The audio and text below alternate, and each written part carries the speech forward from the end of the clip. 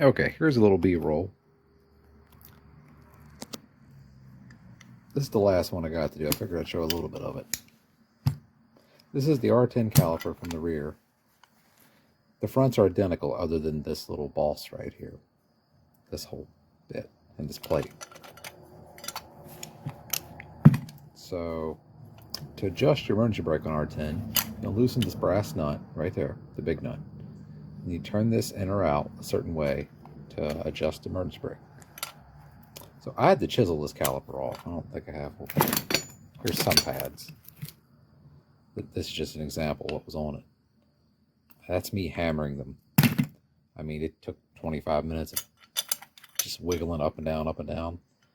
One of the calipers, somebody had hammered real bad on it. This one's not too bad. The front right looked like just somebody hit it with a sledgehammer. So I'm going to pop this apart here. I'll come back in just a second. So here.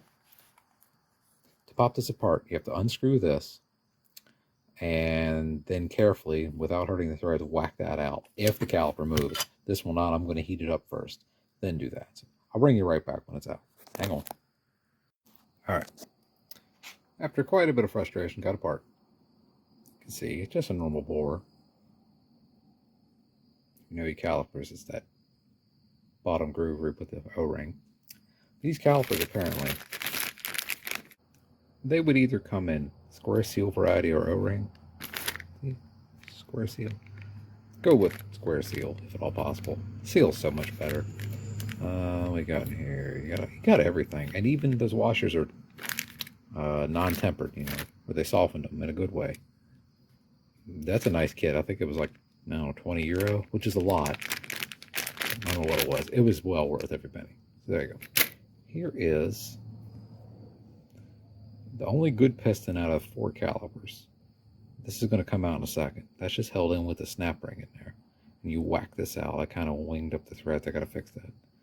But this is that little nut you saw out the back. Right here.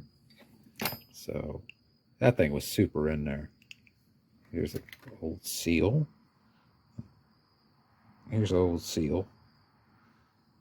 It melted to the seal. It smelled like chemicals of some sort in there. Maybe someone cleaned it out with acetone, brake cleaner, and the lines. I mean, the lines are filthy. They probably ought to be replaced. The metal lines, I mean. Hoses, of course, are going to be. There you go. All right. 1 second. All right. So,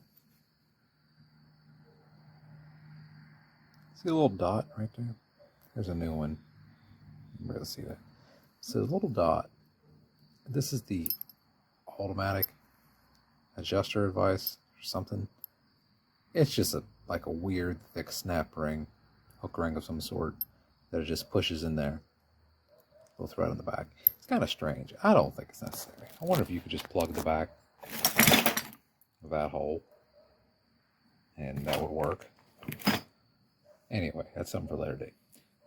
This one's not too bad, but this is brand new. They're like 20, 25 euro a piece, but very nicely made.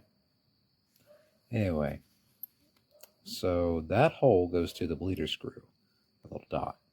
So I'm going to put the snap ring up so the air can all rush out and go towards the dot. Anyway, that's about it. I'm just going to whack this in here and put it all back together. All right.